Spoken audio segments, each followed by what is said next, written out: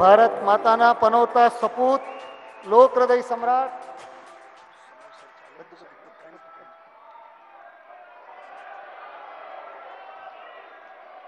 માનનીય પ્રધાનમંત્રી શ્રી નરેન્દ્રભાઈ મોદીજીનું ભાવભીનું સ્વાગત છે. અને હવે હારથી સ્વાગત કરશે અશક્તાશ્રમના પ્રમુખ શ્રી હિતેશભાઈ લાઈવાળા. સાલથી બહુમાન કરશે વિનસ જ્વેલ પરિવારના મોભી શ્રી સેવંતીભાઈ શાહ અને સ્મૃતિ ભેટ અર્પણ કરશે શ્રીમતી રસીલાબેન પી શાહ.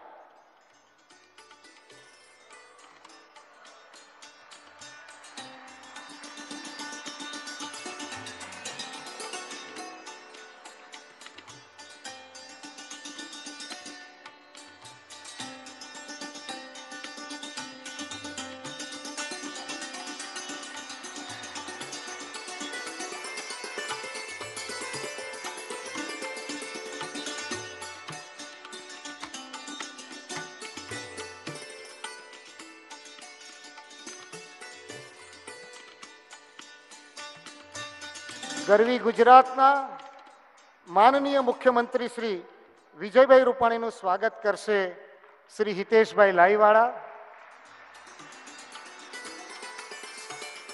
શ્રી સેવંતીભાઈ શાહ અને શ્રીમતી રસીલાબેન શાહ.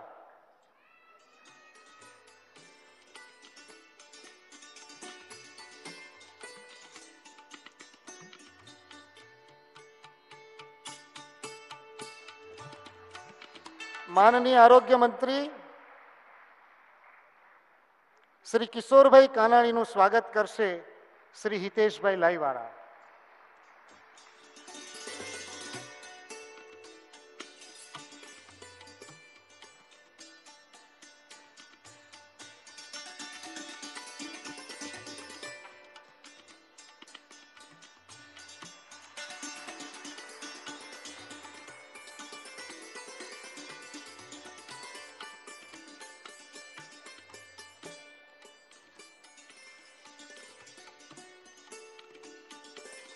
માનનીય સાંસદ શ્રી સી આર પાટીલજીનું સન્માન કરશે શ્રી સેવંતીભાઈ શાહ.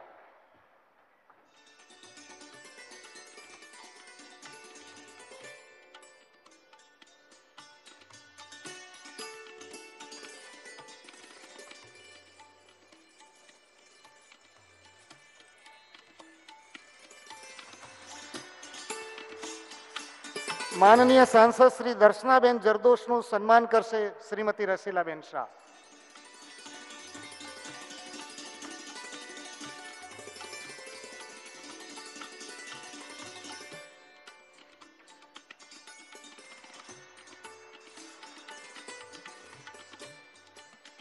આજની આ મંગલ ક્ષણોમાં સ્વાગત પ્રવચન કરવા શ્રી સેવંતીભાઈ શાહને વિનંતી.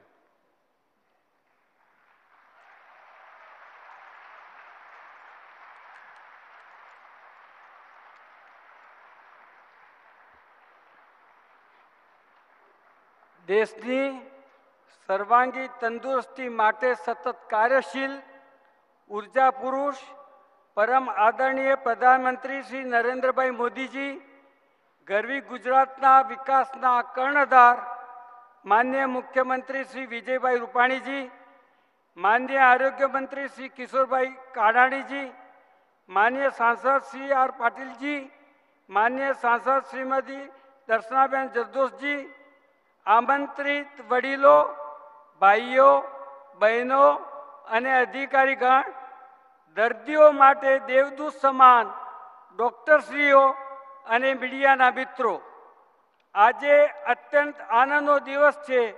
અમારી હોસ્પિટલના ઉદ્ઘાટન માટે માનનીય પ્રધાનમંત્રી શ્રી પધાર્યા છે. તેમનું અને આપ સૌનું ભાવભીનું સ્વાગત કરું છું.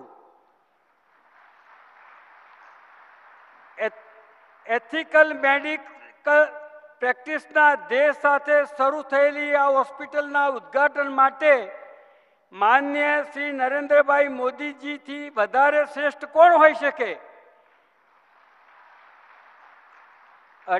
18 વર્ષથી સત્તા પર અને તે પહેલા સત્તાધારી પક્ષના મહત્વના સ્થાનો પર હોવા છતાં તેમના પરિવારના સ્વજનો અને સંબંધીઓની જીવનશૈલીમાં ન આવેલો બદલાવ જ માન્ય શ્રી નરેન્દ્રભાઈની સિદ્ધાંત નિષ્ઠા અને પ્રામાણિકતાની વિશ્વને પ્રતીતિ કરાવે છે.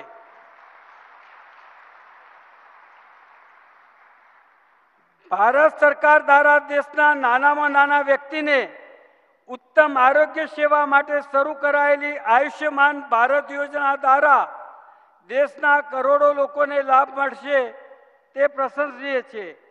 અમારું ધ્યેય પણ નીતિમત્તા સાથે ગુણવત્તાસભર આરોગ્ય સેવા પૂરું પાડવાનું છે.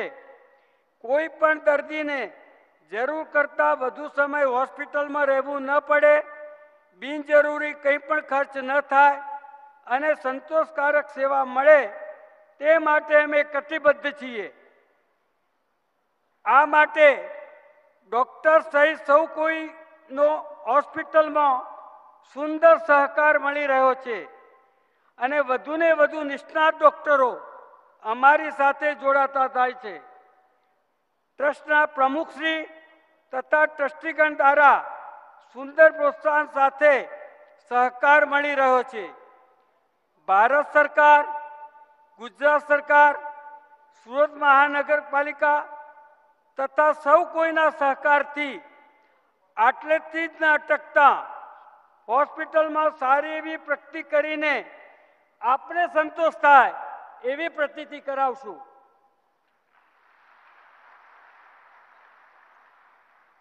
1969માં મેં અને મારા ભાઈ રમણીકભાઈએ શરૂ કરેલી વિનસ જેલ કંપનીનું આ ગોલ્ડન જ્યુબિલી વર્ષ છે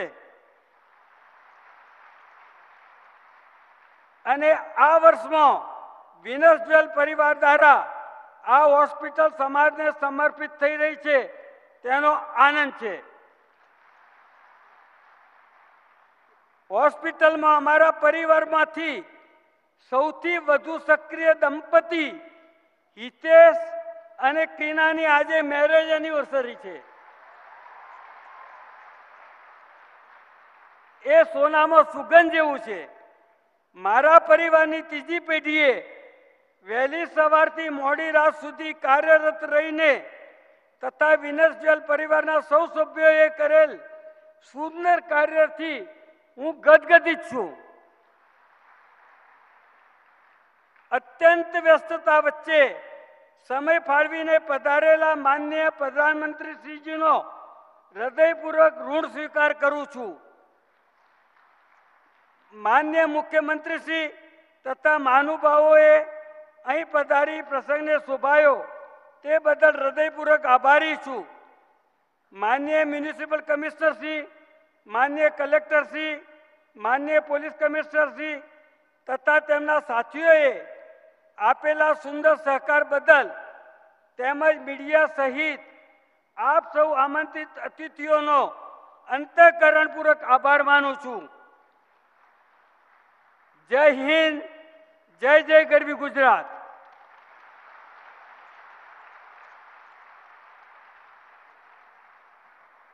અને હવે હૃદયના પૂર્ણ આદર સાથે આપણા સૌના આદરણીય પ્રધાનમંત્રી શ્રીને એમના ઉર્જાસભર ઉદ્બોધન માટે વિનંતી કરીએ છીએ.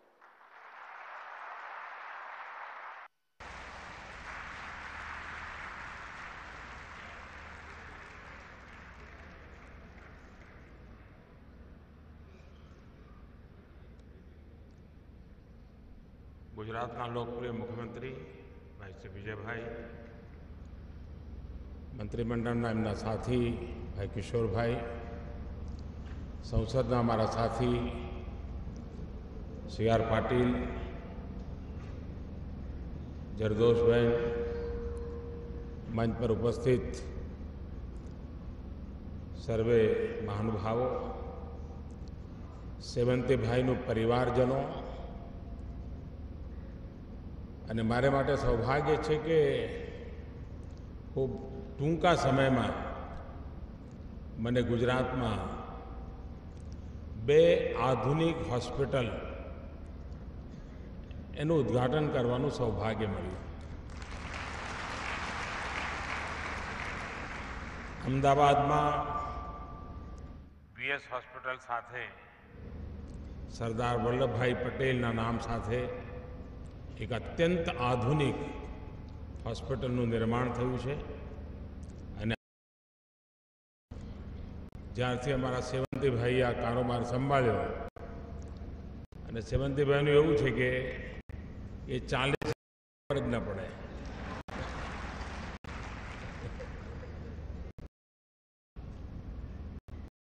જેટલા વર્ષથી અમને જો 1 ગ્રામનો વજનનો ફરક નથી પડતો. અને વિશેષતા મૂલ્યોની જીવનમાં જ્યારે હું મુખ્યમંત્રી હતો અને વિદેશમાં ડેલિગેશન જતા હોય એમાં મારો આગ્રહ હોય કે સેવંતીભાઈ સાથે હોય તો સારું, આવે કોઈ વાર, પણ એક પણ નિયમમાં બાંધછોડ ન કરે. મૂલ્યો પ્રત્યે એમની જે પ્રતિબદ્ધતા છે. થોડા દિવસ પહેલા સેવંતીભાઈ એમના પરિવારજનો બધા દિલ્હી આવ્યા હતા અને ખૂબ વિસ્તારથી આખા એ પ્રોજેક્ટની એમણે મને વાત કરી અને એમનો પરિવાર કેવી રીતે આમાં હવે ફૂંપી ગયું છે અને ભવિષ્યની એમની યોજનાઓ શું છે. એમનો આગ્રહ હતો કે હું આ હોસ્પિટલમાં જરૂર આવું. સેવંતીભાઈ સાથેનો સંબંધ એટલો જૂનો એટલે આપણે ના ન પાડી શકીએ. તો એક પરિવાર ભાવને કારણે, આત્મીયતાને કારણે અને મનમાં હંમેશા આદર રહ્યો છે એમના માટે, એમના પરિવારજનો માટે. વ્યાપાર જગત, વ્યવસાયિક જગતમાં કોઈ પણ પ્રકારના મૂલ્યોમાં કોમ્પ્રોમાઇઝ કર્યા વગર વેપાર રોજગાર પણ સરસ કરી શકાય છે, સેવા પણ સરસ કરી શકાય છે અને સમગ્ર વ્યાપક કુટુંબને સાથે રાખી પણ શકાય છે. આ બધી બાબતો સેવંતીભાઈ પાસેથી જોવા મળે. હોસ્પિટલ મેં જોઈ, મારે એમ કહેવું પડે કે સિર્ફ સુરતને નહીં, સમગ્ર ગુજરાતને આરોગ્ય ક્ષેત્રે એક નવું નજરાણું મળ્યું છે.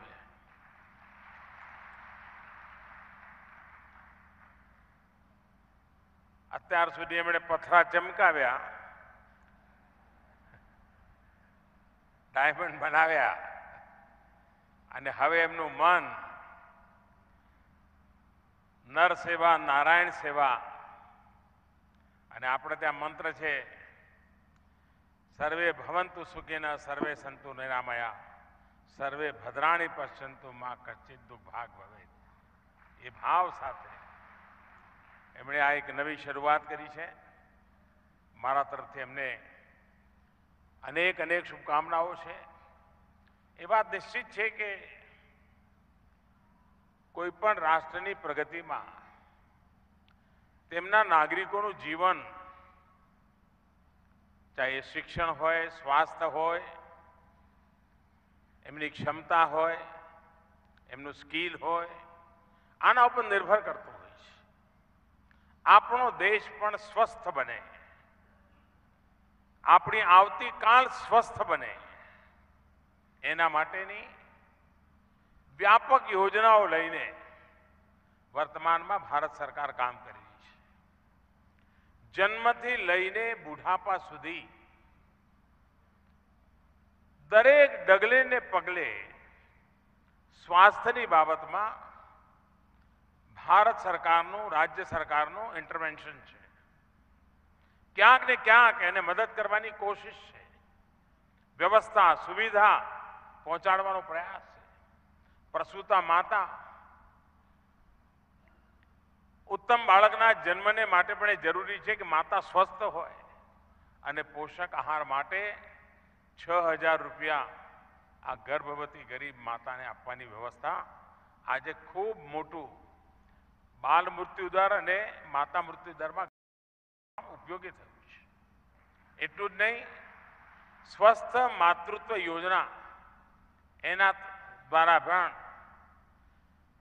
ઇન્સ્ટિટ્યુશનલ ડિલિવરી, કારણ કે આપણે ત્યાં દાયણભાઈ અને ગામડામાં જે રીતે ચાલતું એમાં ક્યારેક બાળક મરી જાય, ક્યારેક માતા મરી જાય, ક્યારેક માતા અને બાળક બંને મરી જાય.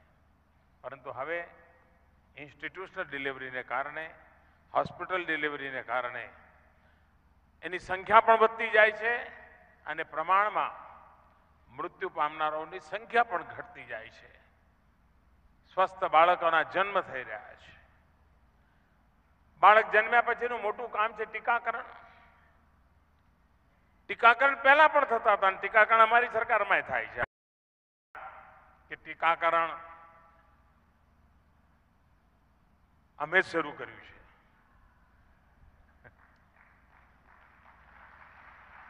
આ તો શ્રેયાંશબેન જોયા એટલે મને યાદ આવ્યું.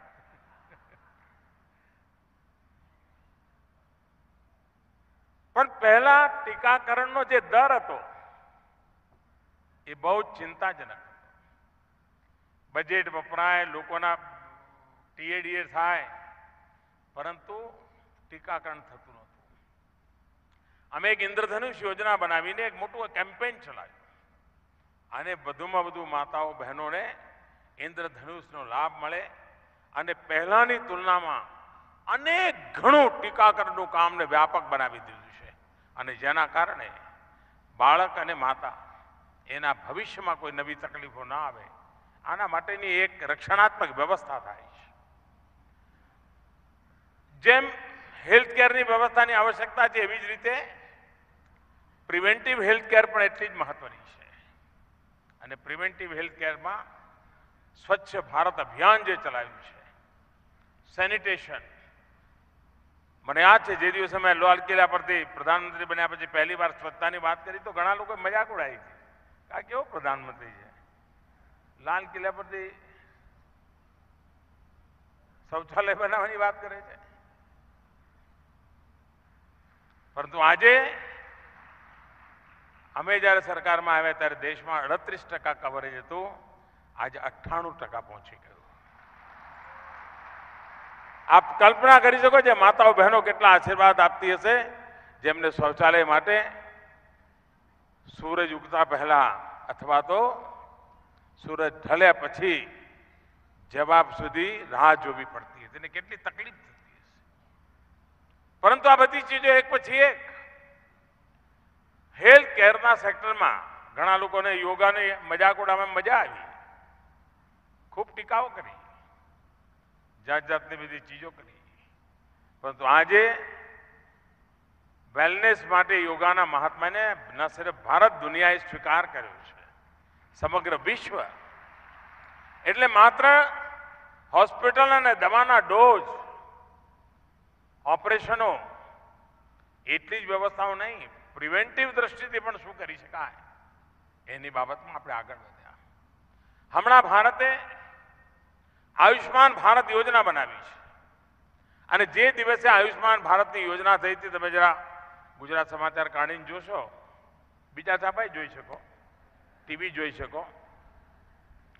ઓહો હો હો હો, એવા બધા અમારા વાળ નોચી લીધા હતા. પૈસા ક્યાં છે, થશે ક્યાંથી, શું થશે, ઢીકણું થશે, ફલા કોઈ આમ છેડો જ નહોતો રાખ્યો. આજે આટલા ટૂંકા સમયમાં 100 દિવસ તો જો હમણાં પૂરા થયા છે. એવા લોકો જે જીવનમાં કલ્પના નહોતી કરી શકતા કે હવે આ બીમારીમાં કોઈ ઓપરેશન થઈ શકે, હોસ્પિટલ જઈ શકાશે. સરકારી મોટી હોસ્પિટલમાં જવાનું પણ જેનું સપનું નહોતું, આજે લગભગ 70-75% પ્રાઇવેટ હોસ્પિટલ અને 25-30% સરકારી હોસ્પિટલ. આટલા ટૂંકા ગાળામાં 10 લાખ લોકોએ એનો લાભ લીધો છે અને એક કાણી પાઈ ખર્ચ્યા વગર. અને યોજનાનું કવરેજ 50 કરોડ લોકો માટે છે. આ દુનિયાની સૌથી મોટી યોજના છે. મધ્યમ વર્ગ પરિવારમાં પણ એક જણને બીમારી આવે તો આખું પરિવાર માંદું પડી જાય. એ મધ્યમ વર્ગમાંથી ગરીબી તરફ સરકી જતા વાર ન થાય અને ગરીબ માનવીના ઘરમાં બીમારી આવે તો આખું પરિવાર તબાહ થઈ જાય, જીવવાના સાંસા પડી જાય. આટલી ગંભીર પરિસ્થિતિ પેદા થતી હોય છે, એની ચિંતા કરવાનું કામ આયુષ્માન ભારત યોજના દ્વારા કર્યું. 50 કરોડ પરિવાર લોકોને, અને 50 કરોડ એટલે દુનિયાની મોટામાં મોટી યોજનાનો મતલબ શું? અમેરિકા, કેનેડા, મેક્સિકો, આ ત્રણેયની કુલ જનસંખ્યા જેટલી છે એટલા લોકોને ભારતમાં આયુષ્માન ભારત યોજનાનો લાભ મળે.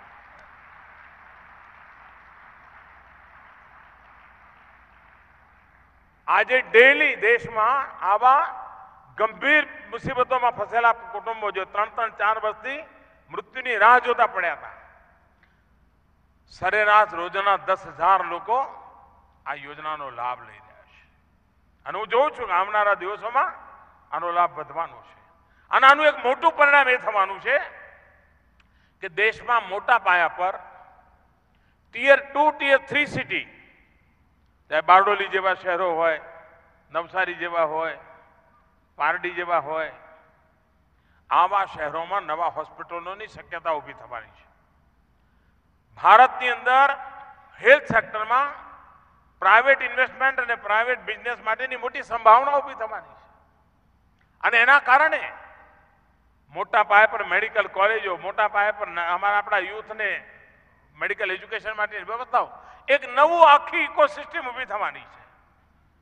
અને જેનો લાભ ભારતને સ્વસ્થ બનાવવાની દિશામાં બહુ અહેમ ભાવ રહેશે એવો મને વિશ્વાસ છે. અને મને ખુશી છે કે આ હોસ્પિટલ પણ આયુષ્માન ભારત યોજના સાથે જોડાયું છે. ગરીબમાં ગરીબ માનવી પણ આ હોસ્પિટલનો લાભ લઈ શકે અને એની જે કંઈ ખર્ચો થશે એ ખર્ચો ભારત સરકાર ચૂકવશે. આના માટે થઈને પણ વ્યવસ્થા થઈ છે. આવનારા દિવસોમાં હેલ્થ સેક્ટરને મજબૂત બનાવવા માટે હવે એક જનરિક મેડિસિન તરફ ગયા.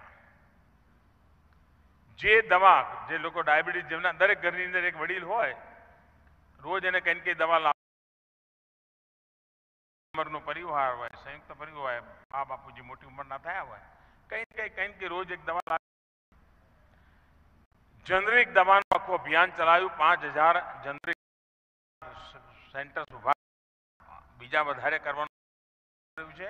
અને જે દવા 300માં મળતી હોય એ 30માં મળે એની વ્યવસ્થા કરી દીધી છે. ખૂબ મોટા પાયા પર દવાની પાછળ ખર્ચના ભારણમાં ઘટાડો થાય એવી અનેક દવાઓની કિંમતમાં ઘટાડો થાય છે. કોઈમાં 70% ઘટાડો, કોઈમાં 50% ઘટાડો, કોઈમાં 40% ઘટાડો. પરંતુ સામાન્ય માનવીને મદદ મળે એવું કામ થયું છે. કઠિન કામ છે. ફાર્મસી ક્ષેત્રના બધા લોકોને નારાજ કરીને કરવું પડે એવું કામ છે, પણ કર્યું. સામાન્ય માનવી માટે કરવાનું.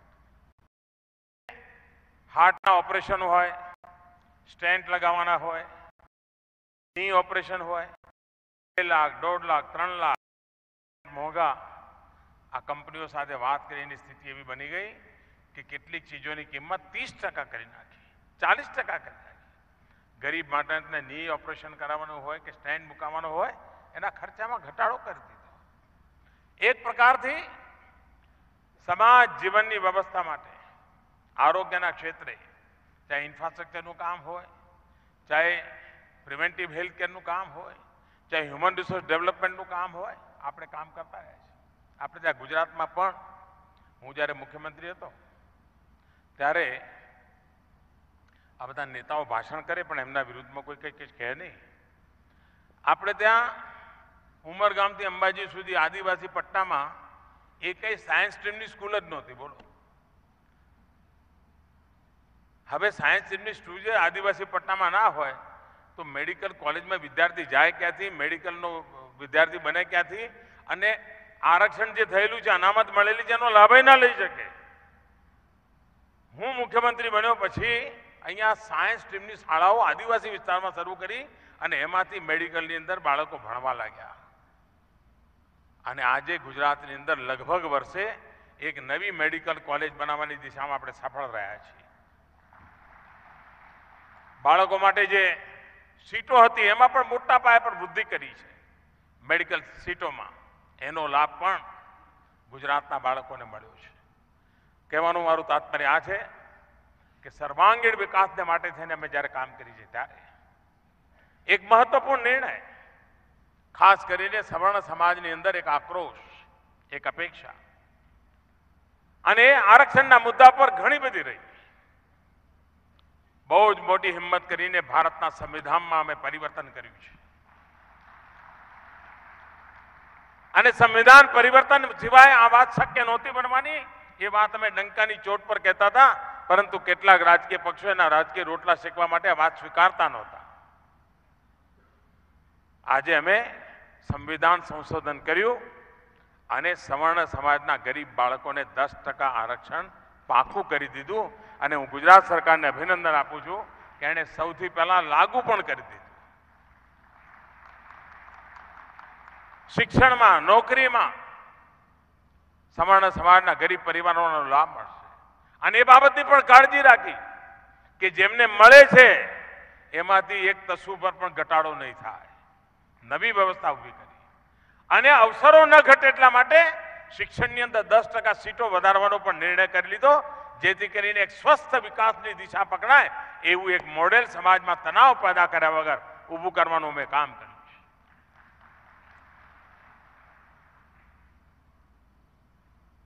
સમાજની સેવાને માટે શાસન વ્યવસ્થાનો સમર્પણ ભાવથી ઉપયોગ એવા એક ભાવ સાથે એક ઉત્તમ કામ ચાલી રહ્યું છે.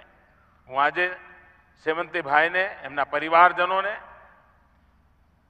એમના આ સાહસ માટે, એમના આ સેવા ભાવ માટે, એમના સમર્પણ ભાવ માટે હૃદયપૂર્વક અભિનંદન આપું છું અને સાથે સાથે અનેક અનેક શુભકામનાઓ આપું છું. અને ભારત સરકાર વતી પણ હું આશ્વાસન આપું છું, વિશ્વાસ આપું છું કે સેવાના આ કામમાં સરકાર પણ ખભે ખભો મિલાવીને આપની સાથે રહેશે. ખૂબ ખૂબ ધન્યવાદ.